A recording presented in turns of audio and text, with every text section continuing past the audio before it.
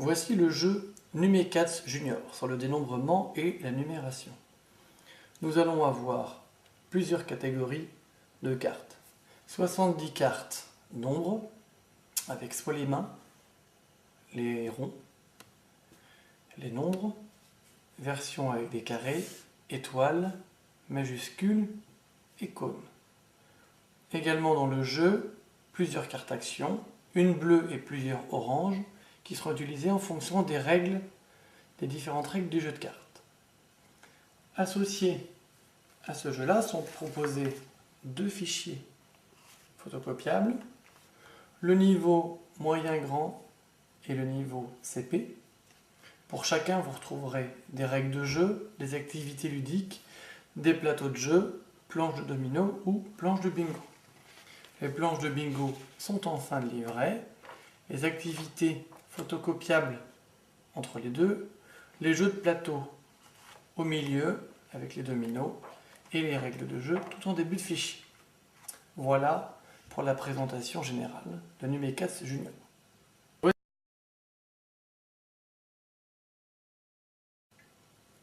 Voici la règle Tricats. L'enfant va pouvoir classer les cartes de 1 à 6 avec les boules et va retourner une carte. Il doit la placer sous la bonne valeur et continuer. On pourra jouer avec les différentes catégories, les cônes, les nombres, les mains,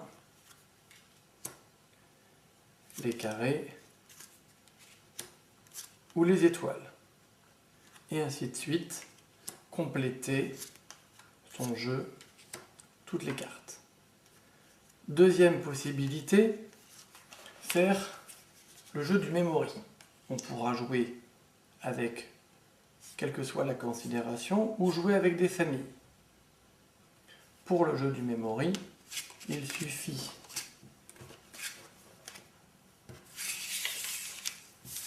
de mélanger les cartes et les retourner pour retrouver les paires. On pourra jouer de 2 jusqu'à 4 joueurs. On pioche une carte. Si la paire, carte correspondante,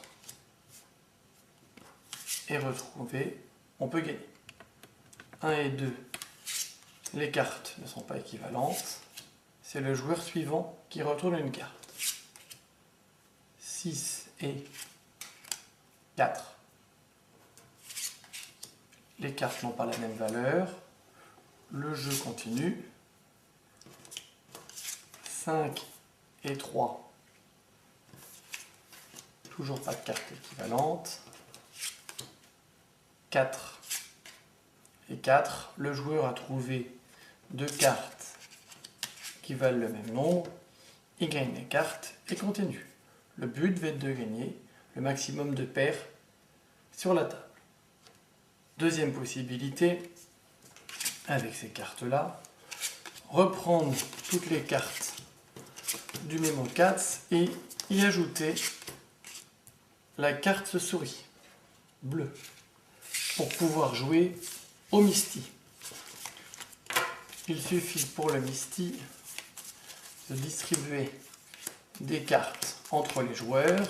Cette fois-ci, nous jouerons à 2 joueurs. Chaque joueur a le droit de regarder ses cartes et voir s'il a des cartes qui ont la même valeur.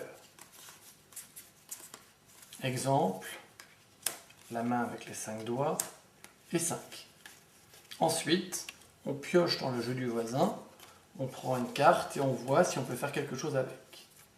Cette carte-là, la carte souris ne pouvant s'appareiller, le perdant de la manche sera celui qui l'a dans les mains en fin de partie. Voilà pour le Memo4 et le Misty.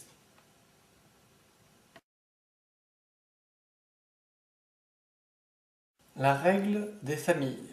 On peut jouer l'équivalent des familles, 5 ou 6 familles. Là, on ira pour l'instant pareil jusqu'au nombre 6.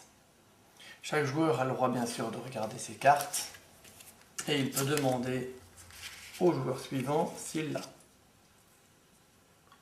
Exemple, voilà le premier joueur. Il demande par exemple, dans la famille des ronds, puisqu'il en a une. As-tu la carte avec 2 ronds? Je lui donne, je l'ai. As-tu la carte avec 3 ronds? Non. Il pioche, mauvaise pioche. Il prend la carte et c'est au tour du joueur suivant d'essayer de former une famille. On pourra jouer soit avec les familles identiques, les familles des ronds, soit avec les familles des valeurs, la famille des 1, la famille des 2, la famille des 3, etc.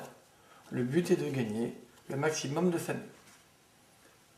Avec les mêmes cartes, on peut jouer également à la bataille. Bataille version simple. On partage les cartes entre les joueurs de manière équivalente et à tour de rôle, on retourne une carte. Le plus grand nombre gagne l'ensemble. Là, les 6 cônes sont les plus forts. Ils gagnent 2 autres cartes. On relance une nouvelle et le jeu continue. Le but est de gagner le maximum de cartes. Voici pour la règle de la bataille.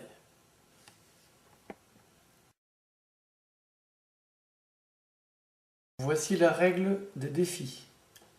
Les cartes avec les nombres sont posées sur la table, dans l'ordre aléatoire. Chaque joueur reçoit un paquet de cartes. À tour de rôle,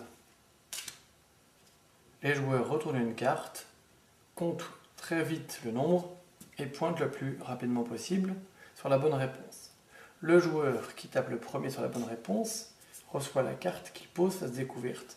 Et le jeu continue. Si jamais un joueur se trompe, il ne peut pas rejouer. Exemple, le joueur a mal compté, la carte n'est pas pour lui, le joueur qui a bien compté gagne la carte. Et on recommence. Quand toutes les cartes ont été découvertes, le joueur le plus rapide, qui a gagné le plus de cartes, gagne la partie. Voilà pour les défis.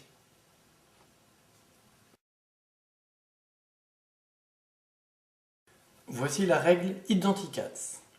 La carte bleue est posée au centre. Chaque joueur reçoit un tas équivalent de cartes, nombre.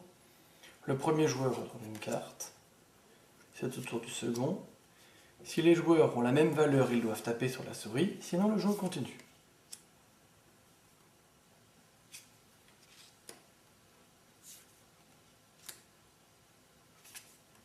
Chacun regarde attentivement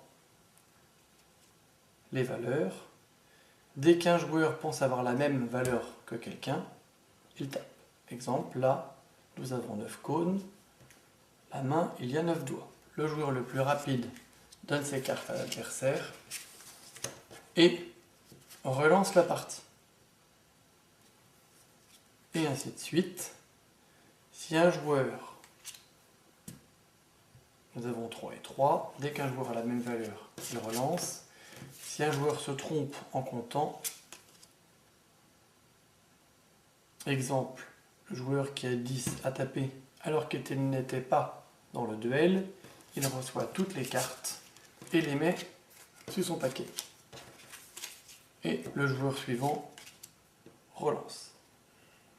Dans cette règle-là, nous avons aussi plusieurs cartes actions qui sont proposées dans le jeu. La carte poursuite, avec la souris sur la pomme. Dès que les joueurs voient cette carte, le but est de taper le plus rapide. Le plus lent à taper parmi les joueurs récupérera sa carte. Deuxième carte, la version sans issue. Du coup, le sens du jeu va changer. Troisième, la carte sumo. Une bataille entre le plus petit et le plus grand des joueurs. À ce moment-là, ce sera une bataille entre le plus petit et le plus grand des nombres. Le plus grand ou le plus petit a le droit de taper le premier. Si le 3 a tapé le premier, il donne ses cartes à l'adversaire et relance la partie. 2 cartes encore. La carte cadeau, où le joueur qui la pose donne une carte à chaque joueur, chacun la mettant sous son paquet. Et après le cadeau, la carte piège. Où, pour cette carte-là, le joueur qui la doit taper le premier, sinon tout le monde lui donne la première carte de son jeu, carte qu'il mettrait sous son paquet. Le joueur le plus rapide à donner tout son paquet gagne la partie. Voilà pour Identicats.